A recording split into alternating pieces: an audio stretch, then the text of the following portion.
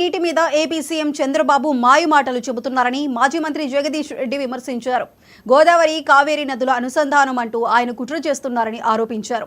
మిగులు జలాలు సముద్రంలో కలుస్తాయనేదే పెద్ద మోసమన్నారు. ఈ కుట్రను రాష్ట్రంలోని బీజేపీ ఎంపీలు వ్యతిరేకించాలని, రాష్ట్ర ప్రజల కోసం కోట్లాడాలని ఆయన చెప్పారు.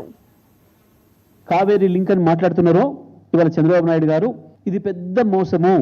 వాస్తవానికి ఎన్డబ్ల్యూడీఏ గతంలోనే ఏదైతే ఛత్తీస్గఢ్ ఒక 150 టీఎంసీల నీళ్లు వాడుకోవడం లేదో గోదావరిలో, ఈ నీళ్లను కావేరీకి తీసుకుపోతాం అని చెప్పి ప్రతిపాదన పెట్టిందో, ఆ తర్వాత ఛత్తీస్గఢ్ ప్రభుత్వం కూడా మేల్కొని వెంటనే మా 150 టీఎంసీలు మేము వాడుకుంటున్నాం, ఇగో మేము ఇవి ప్రాజెక్టులు కడుతున్నామని చెప్పి ప్రతిపాదనలు పెట్టి, చుక్క కూడా ఇక్కడ నీళ్లు లేవు, దీని మీద ఆధారపడి మీరు ఏదో గోదావరి కావేరీ కలుపుతుంటే మేము ఒప్పుకోము అని చెప్పి చాలా స్పష్టంగా చెప్పింది. ఇక దాని తర్వాత గోదావరి కావేరీ లింక్ చర్చనే లేదు, అది ముగిసిన అధ్యాయము. లేని దాన్ని ఉన్నట్టు చూపించే ఒక ప్రయత్నం, కుటిల ప్రయత్నం చంద్రబాబు నాయుడు గారు చేస్తున్నాడు. ఆ మాయలో మనం పడొద్దు. తెలంగాణ రాజకీయ పార్టీలు ఎవరు కూడా ఆ మాయలో పడొద్దు. బీజేపీ నాయకులు కూడా, కేంద్ర మంత్రి స్థాయిలో ఉన్న వాళ్ళు కూడా అవగాహన పెంచుకొని మాట్లాడితే మంచిది. జరుగుతున్న కుట్ర ఏందో తెలుసుకునే ప్రయత్నం చేస్తే మంచిది. ప్రతి క్షణం చిల్లర రాజకీయ మాటలే వద్దు.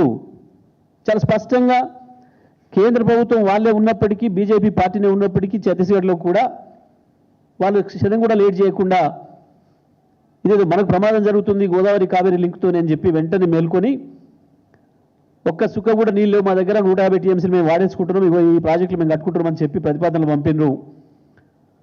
తప్పుడు మాటలు మాట్లాడుతున్నారు, దోకా మాటలు మాట్లాడుతున్నారు. ఒక వర్గం మీడియాని స్పష్టంగా చెప్తా ఉన్నా, ఏదైతే గోదావరి కావేరీ లింక్ అని మాట్లాడుతున్నారో ఇవాళ చంద్రబాబు నాయుడు గారు, ఇది పెద్ద మోసము. వాస్తవానికి ఎన్డబ్ల్యూడీఏ గతంలోనే ఏదైతే ఛత్తీస్గఢ్ ఒక 150 టీఎంసీల నీళ్లు వాడుకోవడం లేదో గోదావరిలో, ఈ నీళ్లను కావేరీకి తీసుకుపోతాం అని చెప్పి ప్రతిపాదన పెట్టిందో,